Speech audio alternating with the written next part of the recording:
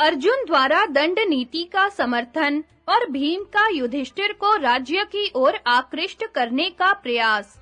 वैशंपायन जी कहते हैं, द्रुपद कुमारी की बातें सुनकर राजा युधिष्ठिर की आज्ञा ले अर्जुन फिर कहने लगे, राजन, दंड ही समस्त प्रजाओं का शासन और उनकी रक्षा करता है।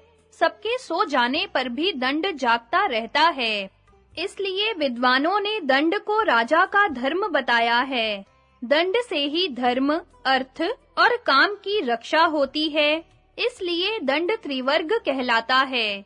दंड ही धन और धान्य की रखवाली करता है। इसलिए आप दंड धारण कीजिए।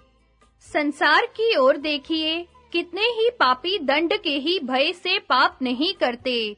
दंड से ही सारी व्यवस्था ठीक चलती है। बहुत से मनुष्य दंड के डर से ही एक दूसरे का सर्वनाश नहीं करते। यदि दंड सबकी रक्षा न करता, तो संसार के प्राणी घोर अंधकार में डूब जाते। यह उच्च श्रृंखल मनुष्यों का दमन करता और दुष्टों को दंड देता है। इसीलिए विद्वान पुरुष इसे दंड कहते हैं। यदि ब्राह्मण अपराध करे, तो उसे वाणी से अपमानित करना ही उसका दंड है। क्षत्रिय को भोजन मात्र के लिए वेतन देकर सेवा लेना उसका दंड है। वैश्य का दंड उससे जुर्माना वसूल करना है, किंतु शूद्र के लिए सेवा के अतिरिक्त दूसरा कोई दंड नहीं है। उससे दंड के रूप में भी काम ही लिया जाता है। मनुष्यों को प्रमाद से बचाना और उनके धन की रक्षा करने के लिए जो एक मर्यादा बांधी गई है, उसी को दंड कहते हैं। ब्रह्मचारी, गृहस्थ, वानप्रस्थ और सन्यासी, ये सब दंड के भय से अपने-अपने मार्ग पर स्थित रहते हैं। बिना भय के ना कोई यज्ञ करता है, ना दान देता है और ना प्रतिज्ञा पालन पर ही दृढ़ रहना चाहता है। रुद्र, कार्तिकेय, इंद्र, अग्नि, वरुण, यम, काल, वायु, मृत्यु, कुबेर, रवि, वसु, साध्य तथा विश्वे देव, ये सभी देवता दंड देने वाले हैं। अतः इनके प्रताप के सामने माथा टेक कर सब लोग इन्हें प्रणाम करते हैं, सभी इनकी पूजा करते हैं। मैं संसार में किसी को ऐसा नहीं देखता जो अहिंसा से जीविका को चलाता हो। जो विधाता का विधान है, उसमें विद्वान पुरुष को मोह नहीं होता। महाराज, जिस जाति में आपका जन्म हुआ है, उसी के अनुसार आपको बर्ताव करना चाहिए।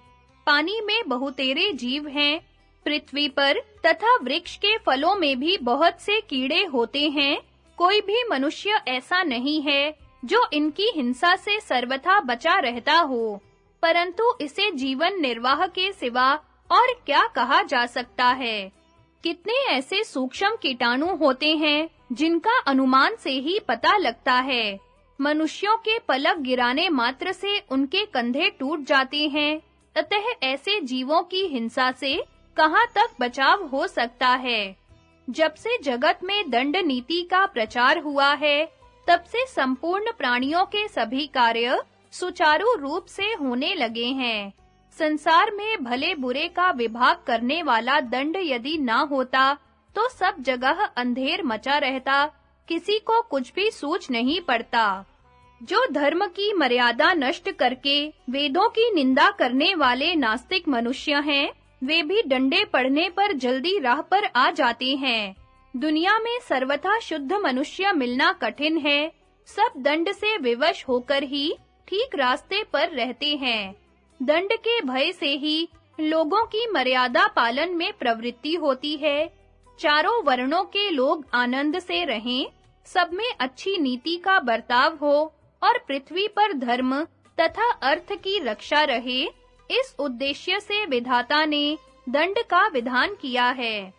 यदि पक्षी तथा हिंसक जीव दंड से डरते न होते, तो वे पशुओं, मनुष्यों तथा यज्ञ के लिए रखे हुए हविष्यों को भी खा जाते। चारों ओर धर्म कर्मों का लोप हो जाता और सारी मर्यादाएं टूट जाती।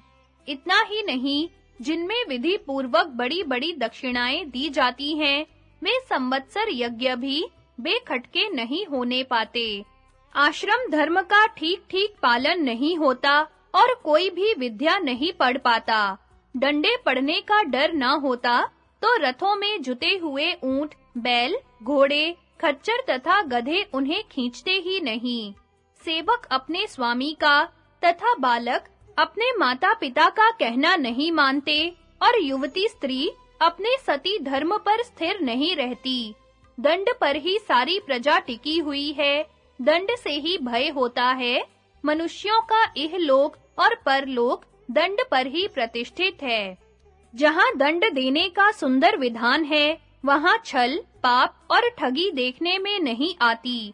इसमें संदेह नहीं कि मनुष्य के सब कार्य धन के अधीन है, परंतु धन दंड के अधीन है। देखिए, दंड की कितनी महिमा है। लोक यात्रा का निर्वाह करने के लिए धर्म का प्रतिपादन किया गया है।